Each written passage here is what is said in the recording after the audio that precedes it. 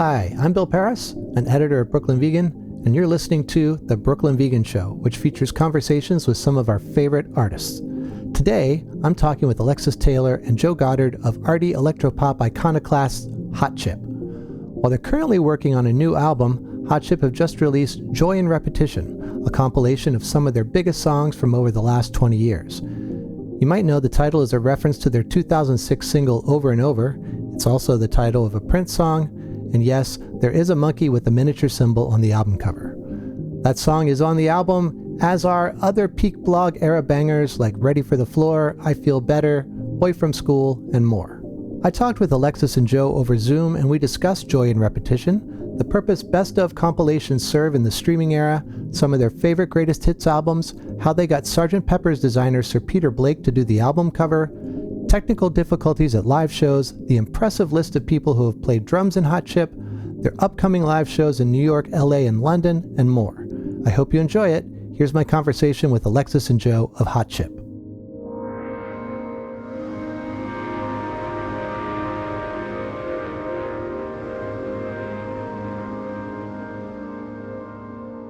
All right. I'm very pleased to welcome to today's episode Alexis Taylor and Joe Goddard from Hot Chip. Guys, how are you doing today? Doing well, thank you, yeah. Yeah, really good. All right. 2025 marks the 25th anniversary of Hot Chip. Am I correct on that?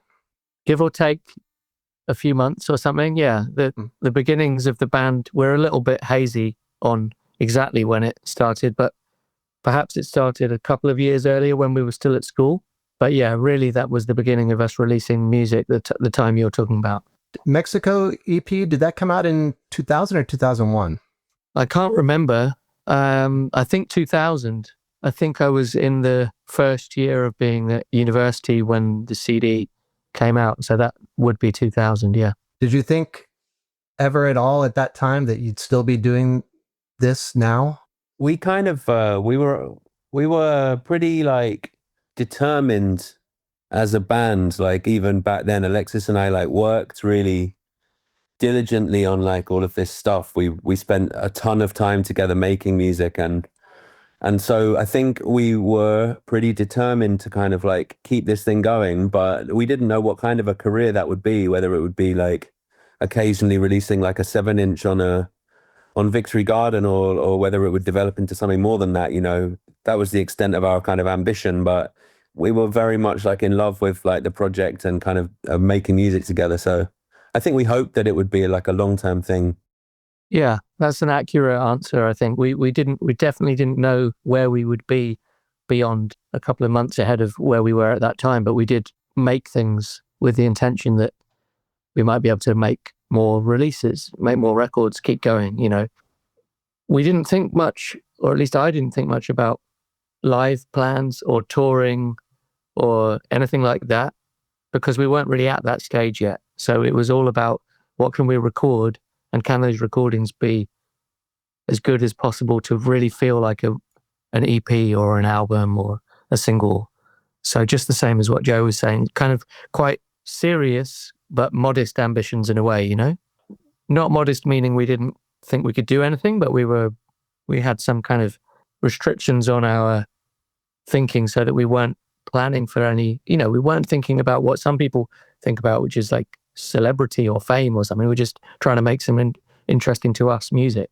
At what point did start to feel like wow, this is real, this is something? I think that there was a definite boost to our confidence by putting that first CD out. But then I was remembering all of this yesterday as my daughter was asking me a little bit about it. I was remembering that there were various things we made after that we presented to labels, the same label as the first release had been on, or to try to play the music to other people, sent off demos, and none of it got any response or any good reaction, or none of it got signed for quite a while. So there were definite setbacks of a sort.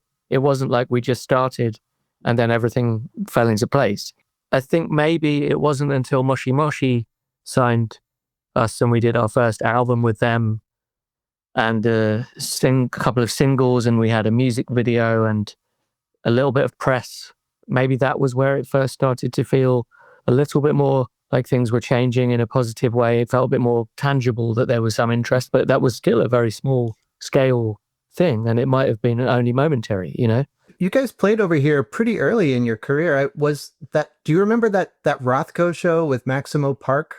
Yeah. Was that your first New York show? I'm tempted to say, did we play at a place called Pianos, or maybe I'm misremembering? You might have, yeah. James Murphy did the sound for us at one of our first New York shows. Mm. And I remember him wanting us to retune the drum machine toms because they were setting off a specific tone that was not in tune with one of the tracks. And we'd never thought about that before. So that was good to have somebody's detailed analysis of what we were doing. I think it's memorable for us going to, I mean, I'm not trying to speak for Joe, but I remember all of us going to New York to work with James Murphy and Tim Goldsworthy on some new music. So that was perhaps more memorable for me than like what the very first show was, because that was like an extended trip in New York to try and make music with this exciting new label and collaboration with them. And then it was memorable touring, opening for Fortet, who was a school friend of ours, and going on the road. And, you know, I remember that tour quite vividly, but I don't remember the very first New York show. What about you, Joe? Yeah, I remember the Maximo Park one being early, but I don't know what the exact first one. That could well have been the first one. I feel like that was maybe you guys were going to play South by Southwest and you stopped in New York on the way. Yeah, the South by Southwest trip is a very memorable moment for us, because like we had very, very little budget for that trip, and we're trying to fit in like 5 or so shows, and there were like the residents of Austin did this amazing thing where you could sign up and they would like put bands up in their houses to help the bands get over there. So we did that. We ended up staying with this amazing woman who was like a Texas roller girl as her hobby. And she was super kind. Kind of, we were staying all around her house and she looked after us, and we were kind of, just running around town trying to fit in like 2 gigs in a day sometimes. And it was just us and like our friend Hagop, who now releases music on Kieran Fortet's label as an artist. And at that time, he wasn't making so much electronic music, but he used to help Hot Chip. He was kind of our tour manager, I guess, and like would drive us around the town. And like it was super kind of busy, crazy schedule, but we had a lot of fun on that trip. Yeah. And I think you're right. Like that New York show would have been like joined onto that trip. Yeah. And of course, you named a song after Hagop on The Warning, right? Yeah, absolutely. Yeah, he was like such a massive part of our lives back then. He would do like the job of like 3 or 4 people whenever we toured. Hagop is a very humble and modest person, but he'd already had more success with his band when he was a teenager than we had with Hot Chip at that point. So he'd been in the limelight and been playing at massive festivals in the UK, and then that had kind of gone wrong for reasons that I don't think we ever really truly understood, and it was kind of already in the past for him. And so this was a new thing he was doing, was just getting excited about helping his friends with what they were doing. But he didn't do it in order to learn how to be a tour manager and then go on to do that. For a long time, it was just a favor he was doing for us. So it was really friendly and fun atmosphere traveling with Hagop. We were all kind of learning together how to tour and how to do everything. Some of those early shows, I saw a few of them. Some technical difficulties here and there. I remember like the Bowery Ballroom show, I guess it was for like the Warnings release. James Murphy had to like come on stage and was like trying to rewire some stuff. And I think that show also Pat was playing drums for you guys because Felix was ill or something, I want to say, or not there. Yeah, so we were a little bit, well, Felix particularly was very unlucky. And as a band, we were a bit unlucky at that point because we'd only really just got going. But Felix fell ill with a chronic illness, which he still sometimes has bouts of illness, related to that same condition to this day, but it's much less frequent that he's ill. And when it happened, it was brand new for him and new for us, and we didn't really know what was going on. So we lost Felix just by the time we got to maybe that New York show or maybe that midway through that tour. We never really had a live drummer in Hot Chip except in the earlier days when we were still figuring out our sound. So without Felix, we thought maybe we should ask Pat Mahoney from LCD to drum. And without exaggeration that I say, he was in the dressing room listening to Coming On Strong CD, which has pretty much no live drums on it, I think. He was listening to that, learning the structures of the songs, to then go out and play the show for the first time without rehearsal. Yeah, then there were these technical problems and I couldn't hear anything at all on stage and kept thinking that if I couldn't hear it on stage, therefore the audience couldn't hear, but the audience could hear. So they could just see me having a meltdown because I didn't know what was going on. And it was extremely stressful. And a lot of that tour was really good, but there were a couple of moments like that, New York, Miami, and maybe one of the South by Southwest shows where it was a steep learning curve to work out how you actually respond when things fall apart in front of you or fall apart on stage. So I wasn't very good at like keeping it together. The stress got the better of me, and it's lucky, that we're still going because I found it so difficult at the time. That's just the embarrassment and the pain of like trying to do what you want to do and it all going wrong in front of everybody and feeling like you're helpless. And that is still difficult if it happens to anyone. I will say that show was still really great. I remember when you guys started playing over and over, I'd never seen that many people like bounce up and down at a Bowery Ballroom show before in my life. So it's a very memorable show, despite the problems you had. Yeah, I also remember in a more positive way how brilliant Pat's drums sounded and how exciting it was to have him. It was just a real revelation to play with him and have that power of his kind of drumming. It was very, very enjoyable for all of us. You guys have had some good drummers over the years too. Sarah Jones and Rob played drums for you too, right? Is Rob still in the band at this point? Yeah, Rob is still in the band now, but I guess for many years he was not in the band and then he kind of came back and rejoined maybe, 2009 or 8 or something. Yeah, and Sarah is one of the best drummers we've ever played with and always amazing to be on stage with her, and it's incredible to see what she's gone on to do with Harry Styles and different projects she's played with. I think she's played with Kurt Weill quite a bit as well. And Leo Taylor, who is really the main drummer in the band, has been with us for a very long time and he's played on a lot of the records. And Joe and I were fans of his own project before we knew him, Graham. Okay. I didn't realize that he was in Graham. I think the first time I heard Graham was on, you guys did like a DJ Kicks or something and you included a Graham song and it made me like seek out their record and stuff. So yeah, that's right. That was such an important moment for us. Trevor Jackson put out that Graham EP on his label Output when in the early days of Hot Chip, and it was a massive record amongst all of our friends. We didn't know anything about them at that point, and that the sleeve of that EP has all these real grainy black and white photographs of them, and Leo just looks really terrifying. He's like got skinhead and he looks quite menacing. But on that EP, I feel like the way he plays drums is so amazing, and it has this crazy kind of raw sound to it. I think there was only like a couple of microphones used in the recording of that EP. And yeah, so we've always been inspired by the way that he played drums.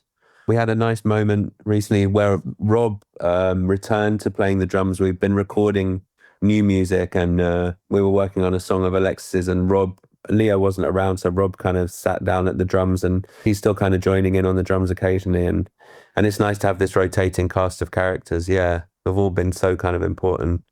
So let's talk about Joy in Repetition. I don't think it's defined specifically as greatest hits or best of. How do you guys see this record? We continue to be fairly self-deprecating. We haven't had hits as such, so we wouldn't want to call it greatest hits. So yeah, it's a compilation. That's how we would define it. It's the best of Hot Chip in terms of these kind of singles and moments we wanted to group together. But yeah, of course, they're all one and the same thing, really. It's just that we don't have as many hits as some people or any hits. You have one, one went top 10 in England, right? Yeah, so greatest hit would be a short... It'd be a short compilation though. Yeah. I can say as someone who lived in New York and Brooklyn for all the 2000s, you guys were pretty ubiquitous, like it was like an era when DJs would actually play new music. You know, it wasn't just people wanting to hear like old stuff and Ready for the Floor and Over and Boy from School. All you just constantly heard when you went in bars and club nights and stuff like that. Yeah, that is nice to hear. Yeah.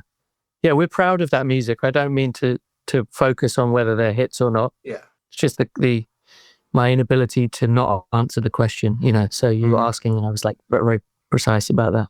Do you have a fondness for greatest hits and best ofs as a medium? Do you have any ones that you cherish from your youth or currently? Growing up, the Elton John best of was very important to me. The tape, maybe it was like a double or triple cassette, and kind of obviously spans like an enormous career. But myself and my brother would like excitedly like play the entirety of that and like really, really enjoy singing Crocodile Rock when we were kind of 9 or 10. Yeah, like I don't think best of have often been the thing that has been most important to me about a lot of other artists, you know. And I guess they tend to kind of hit you when you're a young child, when you're kind of discovering artists, I guess, because the Rolling Stones, maybe one of the first ways I was introduced to them was like through the Hot Rocks compilation that I got on tape when I was a very young child.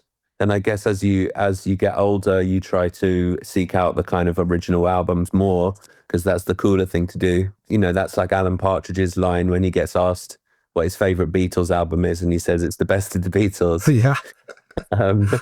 You know, but I'm trying to think if there have been other like specific best ofs that are my favorites. I think it's really similar for me, you know, the same kind of young age where you discover Leonard Cohen because you've got the greatest hits of Leonard Cohen on cassette. And some of those compilations, they do become what you listen to more than an album, because you maybe have heard them first of all. So the way that they're sequenced and the choices, taking things from albums, can mean as your first experience of that person's music, you just know it as those greatest hits. And it was exactly the same stuff, like not exactly the same. I didn't have the Elton John one, but I had the Hot Rocks one that Joe was talking about, the Rolling Stones, and they're an introduction to somebody's career, you know. And maybe in the case of the Stones or some of these bands, the careers are so massive that it is quite helpful to have that. I suppose Decade by Neil Young was one that I really, really liked. And even though I listen now to so many of his albums as they are and love those albums, there are a few early Neil Young tracks which I think are just on Decade, but they're made by Buffalo Springfield or they're made by different groups he was in. And I still don't know those actual albums so well as I know the early tracks of his that made it onto that. So those can be quite important roots into somebody's music.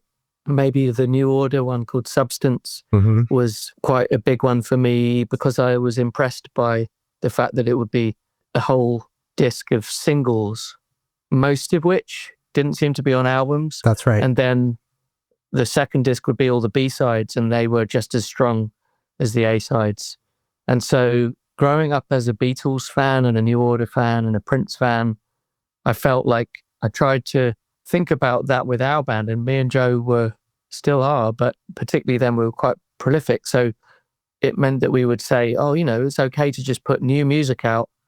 Don't save it up for another record. Like we can put them on B-sides and make them as good as the A-sides. And I don't know if we always got that right, but it was an ambition of ours to have really strong tracks out there and to always give people more music. So every record for a very long time would have an extra 7-inch with the album, or an extra EP would come with something, or you'd have 3 new songs on a CD single, you know, in that kind of different era that we came from, where people were still able to release like 2 CDs for every song that they put out, 2 CD singles. So we were doing that because we wanted to make all that music. But I do remember thinking about these big bands and their careers and what they could give their audiences, you know, the quality of those Prince B-sides or Beatles singles that weren't on albums and so on. On that note, as I think is required by law for a best of album, you have included one new song, Devotion. How much?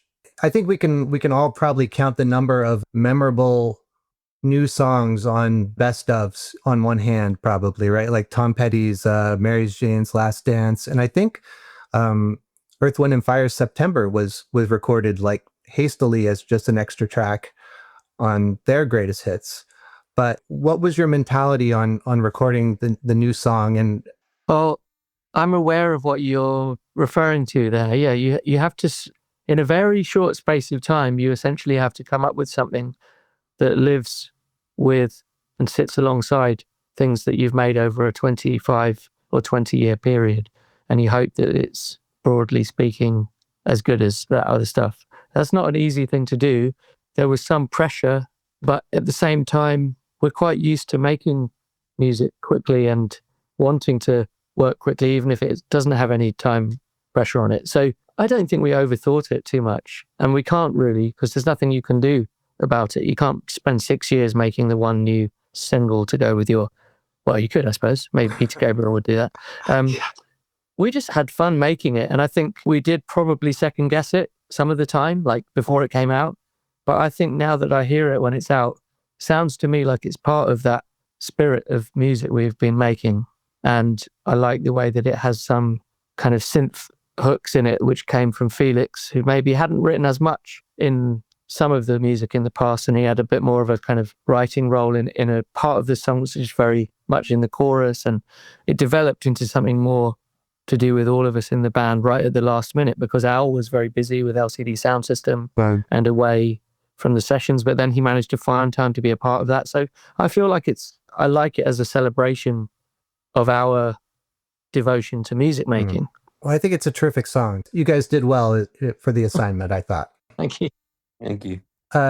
Joy and Repetition isn't like a pure singles collection. It's not chronological. How did you guys approach the song selection, the order, and that sort of stuff? Yeah, we were kind of unsure of how to approach it, and we spent some time kind of discussing, and we have like the whiteboard in the studio as a lot of artists do, and we kind of wrote down a big kind of long list, and we didn't want to define it to just things that had purely been released as singles. But at the same time, we tried to, I think for each of us individually, if you were putting together like our own individual best ofs, then it would have some of the more, some might call like unusual, like kind of esoteric choices, which we decided to kind of not kind of so much go down that route of like the lesser known tracks. We kept it to a kind of fairly, it's quite true to like the songs that are kind of, we play most in the live show and have gone down best with our audience. I guess we felt like that was kind of an honest way of putting it together.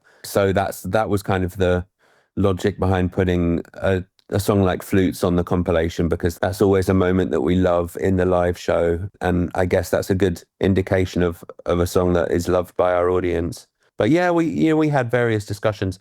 There's also kind of, looming this idea of what is the meaning of releasing a compilation like this, when essentially like any member of our audience can just kind of create this on their streaming platform at any moment. Yeah. All of these kind of thoughts about the meaning of this all kind of went through our heads. That was actually going to be my next question, was in the streaming era when playlists are king, why make a physical best of album? I guess for us, maybe the logic of that is it's about kind of collecting these last years in some kind of way, and then maybe that gives us a way to like frame that time and then focus us a little bit more on what we're going to do next and how we kind of try to define that. That's the bigger task that we're kind of engaged in now, is thinking about a new record and like how we kind of move on from our discography and kind of add to it in a meaningful way. That gives it some meaning for us. And there was just a desire from Domino to kind of collect what we've done so far. So we kind of, part of the emphasis came from them on like on releasing the compilation. I think for some people, it can feel like a move that you're not so keen on to have a best of, because it can feel like, oh, is this meaning that we're at the end of something? And you're bound to question that. I think for the label, it's like we see that, speaking on their behalf, we see it as like a way of actually underlining where you've got up to and sort of trying to celebrate that legacy and celebrate it publicly. And maybe in their view, to give some kind of weight to all of that music. And maybe they see it in the tradition of other best ofs they've liked. I know that Chris Gillespie is a fan of certain compilations that were really important to him. He's somebody who runs Domino in the in the States. The other thing I was thinking of just then when we were talking about it is, right now everyone uses streaming. And that's true that really is how everyone hears music.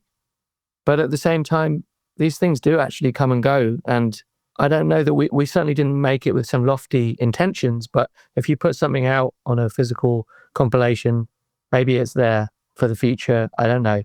I don't feel like I personally have invested all of my time and energy in only being able to hear music through streaming services that are available as long as those companies exist. Same with films. It's like it's tempting to do that. I do use those things. I use Tidal, but at the same time, it's not. They won't really be there forever. There'll be something else.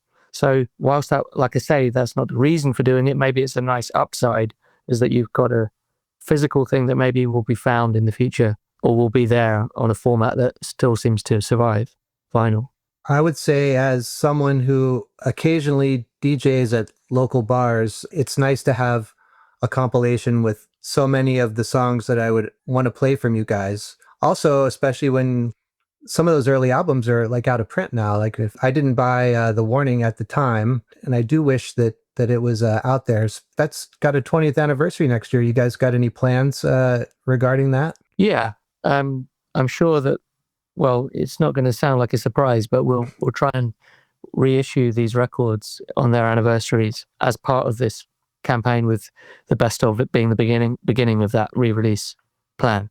So yeah, for those who missed out on having it on vinyl, I mean, I don't think it's impossible to track these things down, but they are a little bit more scarce, I suppose. Hard to find in America. It's easy if you go to like Discogs or something. There's lots of places in England, but shipping has become so like prohibitively expensive. You can't do it the way you could like 10 years ago. Yeah, completely. I do want to ask, why nothing from Coming On Strong on this compilation? Yeah, that's a good question. I have a lot of love for Coming On Strong still.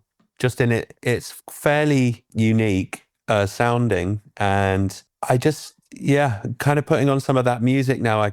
It's such a long time ago, and there's such a naivety to it that I kind of love. But we did a DJ set at Rough Trade in London around a few months ago, around like the reissue of Coming On Strong, and we sang like a couple of the songs from it, like Shining Escalade. I still have a lot of love for that. But some of the tracks that were kind of more singles from Coming On Strong, like we haven't been playing any of that music in our live show for a really long time. And I think for a lot of our audience, we tried to kind of bring back songs like Playboy sometimes and play them in the live show, but it felt like that it was only kind of recognized by a kind of small percentage of our audiences. So yeah, we chose to kind of not go down that route. Like, and in all honesty, like sometimes the humor of some of those songs feels like I have trouble kind of performing some of it these days. But I still, as I say, have like a real fondness for it.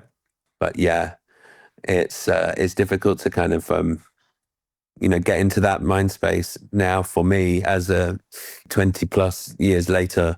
It's similar for me. I think I wanted to include some single from that album just because it was the beginning, and it felt a little odd to skip the beginning. But I also just feel a bit like Joe does about it. If we really were to put one of those on there, would it stand up next to the other tracks? I don't know. I'm not sure. I don't really have a clear answer on it. But once you've put it on there, then it just is part of it. And we just chose to not do that. But it wasn't really, although yes, we made that choice, it wasn't really a kind of thing we spent a long time discussing and trying to it's not like we're trying to make a statement that the band started on the second album. The artwork for Joy and Repetition was designed by Sir Peter Blake, who, I mean, most famously, of course, did Sgt. Pepper's Lonely Hearts Club Band. He did the Band-Aid single. How did you guys score such a goat? Well, I grew up in the same part of London as him and used to see him in the same restaurants that I would eat in when I was a kid. And my dad had some Peter Blake pictures on the walls at home, and we would always sort of recognize him as this famous artist living in Chiswick. Then many, many years later, my wife and I became good friends with his daughter, she's not a painter, but she's an illustrator. And it never crossed my mind at any point to ask Peter Blake to do artwork. He was just somebody who I didn't know very well, who was very much at a distance. But at some point more recently, I got to know him better, and we were talking a lot about the Beach Boys because he's such a huge Beach Boys fan. And I was explaining how much me and Joe are Beach Boys fans, and we were just sharing lots of memories about seeing Brian Wilson live, or about Peter telling me about him seeing the Beach Boys the very first time they came to the UK, and he made a painting for all of them and gave it to them, and they didn't know who he was, and they probably like threw the paintings away or discarded them or whatever. And just lots of nice connections with him about music in general. And then I was thinking, how do you come up with somebody to do the artwork for a greatest hits? Owen and I and Joe, we were all talking about maybe looking back at the artwork we'd already had on all of the albums and making some kind of collage out of those sleeves. And I think that would have been really good. But then I just thought maybe there's no harm in asking Peter, and didn't really expect him to be up for doing it. And he was immediately up for it, and happened to own a toy monkey with miniature cymbals that he had for years. He's somebody who collects lots of objects and uses them for his artwork. He's got like a vast warehouse or studio full of memorabilia. So it made sense in a way that he happened to have one of those. And it was just quite simple. From that point, we went from thinking he should do a collage-based cover to what about like doing something that just is more about where his head is at right now. And when I'd last met up with him, he showed me and Kerry and our daughter some paintings that he'd done that were watercolors, and they were really, really beautiful. So we just thought, why not try a watercolor of that little monkey? And it worked out well. It was fortuitous, but one of those things where, it's worth asking. Have you guys seen the documentary on Hypnosis, the design company that did all the Pink Floyd and stuff? You know what? I want to watch it, but I haven't yet. I started it, and I think Noel Gallagher was in it in the first few minutes, and I decided I wasn't in the mood for watching it. But yeah, I should watch it. It's an incredible history. There's an amazing segment on how they did the Wings Greatest Hits album, actually, which Paul McCartney found a tiny little like statue somewhere. He like brought it to the guys from Hypnosis. I would think it'd be really great if we like took this and photographed it on the top of the Alps. And that's what they did, like they hired like a helicopter crew. You look at it now and you can't even tell that that's like the context of that thing, Yeah. Those were the days. Yeah. Good budgets. Yeah. I mean, it's on a completely different scale, but I can relate to that, where you see the cover and you can't tell what the context was. We had one where an artist friend of ours made a full-size stained glass window, and it was a bespoke piece to be the cover of In Our Heads. But once it's photographed and kind of deliberately processed, it just looks like a piece of graphic work or a painting. No one can tell that's a photo of a real huge stained glass window. So sometimes those things they're kind of necessary to make the work, but they can feel like a lot of energy has gone into something if the audience can't really tell what it is afterwards. And of course, this was another thing we were thinking about with this Peter Blake cover and any cover for the record, is like most people will see it as a tiny thumbnail on their phone. So the less it's about lots of small information and text, the better in a way. Listeners, please go out and buy Joy and Repetition on vinyl, particularly just so you can see the artwork big and how it should be. If you're into that, great. That's what we're into. It's nice there's so many records that, with Joe and I and all of the band have collected over the years, and that the music is so good, but the whole experience of having the record is fantastic as well, as everyone seems to agree these days. To celebrate this record, you're playing 3 shows, London, New York, and Los Angeles. And at those, you're playing the album in full, in order, is that right? I think it's still up to us to decide really what we're going to do. Yeah, we haven't we've said that we might try to go back through the entire kind of compilation and see if there are songs that we should put back into the live show, because they're included and whatever. But we haven't, we don't know if we're going to stick to that exact kind of, structure of the compilation in terms of the live show and whatever. We might move things around and throw some new things in. And we have some rehearsals coming up in a few weeks for that, where we'll kind of make all those decisions. But I think it would be nice to represent a lot of the music from the compilation. Yeah. I was thinking we could reenact the all of the things, James Murphy coming on and trying to plug things in and having a stand-in drummer and. Hot chip through the years. A lot of technical problems. Uh-huh. Yeah, we could have an entire show made up of the amount of time spent with technical problems with no music playing. Coming over for just 2 shows can't be the easiest thing to do. That is difficult. Yeah, there will be a lot of like costs, obviously, in kind of getting everyone to the States, but we don't have any like concrete plans yet. But we're aiming to like tour more substantially next year. So these are just designed to kind of like mark the occasion of the compilation, and then hopefully we'll come back for like more substantial shows pretty soon. That's the aim. You're also playing that Together for Palestine benefit at Wembley Stadium, curated by Brian Eno, who it looks like he's going to perform as well. Is that your understanding? Yeah.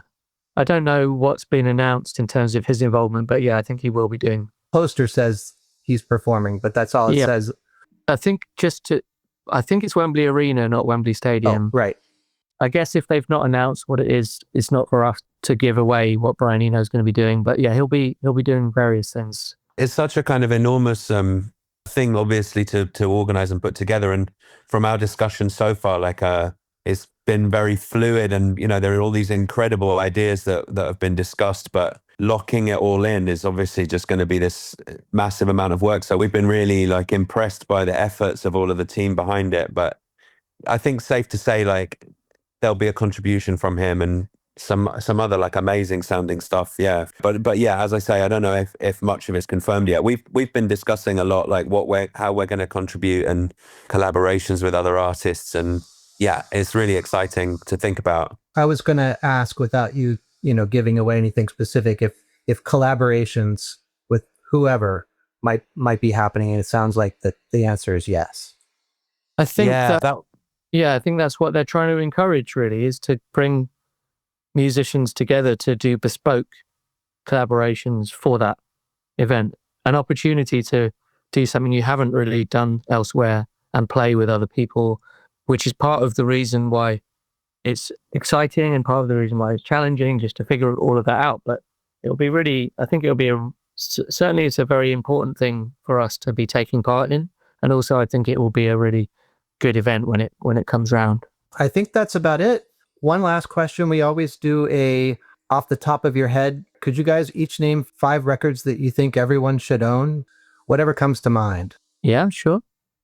After you, Joe, or do you want me to go first? I would probably go for like some real staple records, if they're things that everybody should own, like Blue by Joni Mitchell, and I really like Nina Simone's Nina, and Piano, Miles Davis record like In a Silent Way. Maybe my favorite kind of all-time indie band is Pavement, like Wowie Zowie, I think is their best record. I've been kind of thinking of them recently because of the new kind of documentary that just came out. Maybe like a Rise Therefore, the Palace record. Excellent choices. Alexis, what about you? Off the top of my head, I would put Tonight's the Night by Neil Young, because I just have been listening to it so much in my life and again recently. Maybe Talking Book by Stevie Wonder, Sign of the Times by Prince, Hounds of Love, Kate Bush. Maybe for me, like, probably would pick a Miles Davis record as well, like In a Silent Way that Joe selected is an amazing one. Sketches of Spain, maybe. All right. Well, that's going to do it. Thanks so much for taking time out of your day to talk with us. Looking forward to the shows in September and whatever comes next from Hot Chip. Thank you. Thank you so much. Good to speak to you. All right. Thanks again to Alexis Taylor and Joe Goddard from Hot Chip for talking to me this week. Their new Best Of compilation, Joy in Repetition, is out now, and stay tuned for more new music and more touring from Hot Chip soon. Meanwhile, you should also check out our other podcast, BV Weekly, where my co-workers Dave and Andrew discuss the week's hot button music news, the latest releases, and more. You can also follow Brooklyn Vegan on social media, and if you liked this episode, be sure to like, subscribe, write us a review, give us 5 stars, and tell your friends about it. These things really all do help. Big thanks to our mix engineer Nick Gray and Michael Silverstein for the theme music. I'm Bill Pearis. Thanks for listening.